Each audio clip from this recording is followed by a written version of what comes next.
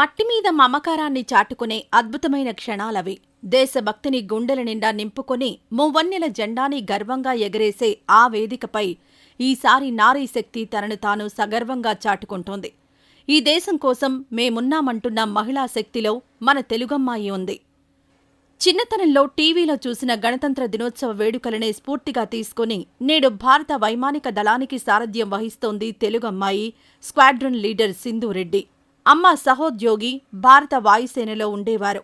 అలా అమ్మతో కలిసి బెంగళూరులో వైమానిక దళం నిర్వహించే ప్రదర్శనలకు వెళ్లేదాన్ని. ఆకాశంలో విమానాల విన్యాసాలు చూసి నాకు గాలిలో అలా విమానాలతో విన్యాసాలు చేయించాలనే ఆశ ఉండేది. ఆ కోరిక నేడిలా తీరుతోంది. వైమానిక దళంలో అడుగుపెట్టాక యుద్ధ హెలికాప్టర్లను నడపడం గర్వంగా ఉండేది. ఈ గణతంత్ర దినోత్సవంలో పాల్గొనే అర్హతను సాధించినప్పుడు చిన్నప్పట్నుంచి నేను చూసిన గణతంత్ర దినోత్సవ వేడుకల వీడియోలు నా కళ్ల ముందు మెదిలాయి. 144 మంది ఉండే ఈ బృందంలో మరో 3 మహిళా ఆఫీసర్లు కూడా ఉన్నారు. వీరందరినీ ముందుండి నడిపించే అవకాశాన్ని అందుకోవడం ఓ మహిళగా గర్వంగా భావిస్తున్నా. ఢిల్లీలో 1 డిగ్రీ ఉష్ణోగ్రతలో వేకువజామున 3 గంటలకు రిహార్సల్స్ చేయడం మామూలు విషయం కాదు. అయితే పరేడ్ని నడిపించే బాధ్యత ముందు అవేవీ గుర్తుకు రాలేదు. బెస్ట్ మార్చ్ కంటింజెంట్ ట్రోఫీ తీసుకోవాలనే లక్ష్యంతో కష్టపడ్డా. ఈ రంగంలోకి నేను అడుగు పెట్టేటప్పటికీ ఇప్పటికీ పరిస్థితి మారింది. అమ్మాయిలకు అవకాశం చిక్కుతోంది. వైమానిక దళంలో లింగ వివక్షతకు చోటు లేదు. సమాన అవకాశాలున్నాయి. ఏ రంగంలోనైనా స్థానాన్ని సంపాదించగల సత్తా మనలో ఉంది. స్పష్టంగా ఓ లక్ష్యం దిశగా అడుగులు వేయగలిగితే చాలు, అనుకున్నది సాధించగలం. వాయుక్షిపణి వ్యవస్థ గొప్పతనాన్ని చాటుతూ లెఫ్టినెంట్ చేతనా శర్మ నేతృత్వంలో జరగనున్న ప్రదర్శన మరోసారి మహిళా శక్తిని చాటనుంది. శత్రు విమానాలు, డ్రోన్లను పసిగడుతూ గగనతల రక్షణలో కీలకమైన బాధ్యతలను నిర్వర్తిస్తున్న క్షిపణి దళాలకు నేతృత్వం వహించే అవకాశం అందుకోవడం నా అదృష్టమంటున్న శర్మది army air defence regiment unit. Bhopal నీట్లో గ్రాడ్యుయేషన్ పూర్తి చేశారు.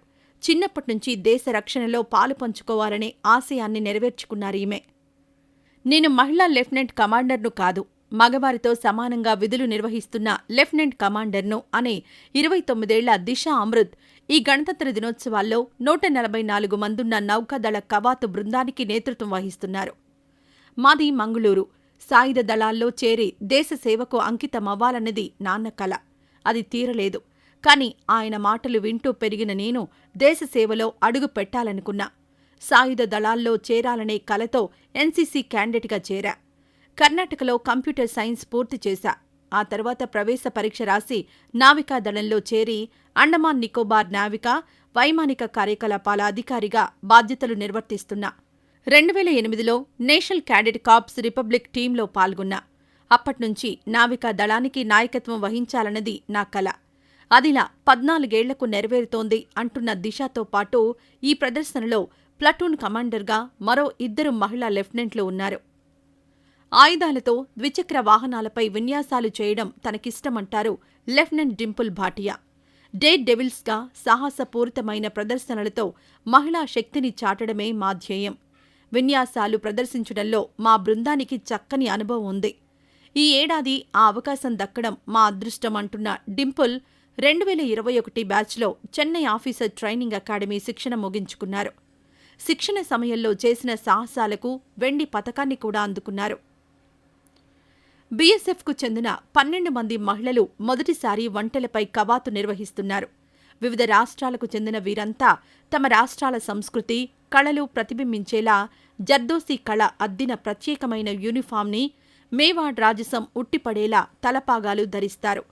ఈ పరేడ్ కోసం 3 నెలలు ప్రత్యేక శిక్షణ తీసుకున్నారు వీరంతా. స్వతంత్ర దినోత్సవ వజ్రోత్సవాలను ఘనంగా జరుపుకోవడానికి భారత్ సిద్ధమవుతోంది. ఈ సందర్భంలో ఈ ఏడాది వేడుకలను సరికొత్తగా చేయడానికి ఏర్పాట్లు జరుగుతున్నాయి. దేశంలో ఎక్కడ వేడుకలు జరిగినా ఆ రోజు అందరి దృష్టి ఢిల్లీలోని ఎర్రకోటలో నిర్వహించే స్వతంత్ర వేడుకలపైనే ఉంటుంది. అక్కడ ప్రధాని జెండా ఎగురవేస్తారు, ప్రసంగిస్తారు. అక్కడ జరిగే పరేడ్ అందర్నీ ఆకట్టుకుంటుంది. అయితే ఆ పరేడ్లో ఈ ఏడాది కొత్తగా గన్ సెల్యూట్ ప్రత్యేక ఆకర్షణ కాబోతోంది.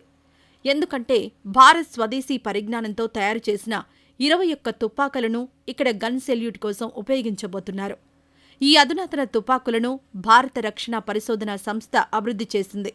Advanced towed artillery gun system ఫిరంగులను గన్ సెల్యూట్లో వినియోగించబోతున్నట్టు భారత రక్షణ శాఖ సెక్రటరీ అజయ్ కుమార్ వెల్లడించారు. ఎర్రకోటలో జరిగే గన్ సెల్యూట్ కోసం ఇప్పటివరకు బ్రిటిష్ తుపాకులనే వాడడం విశేషం.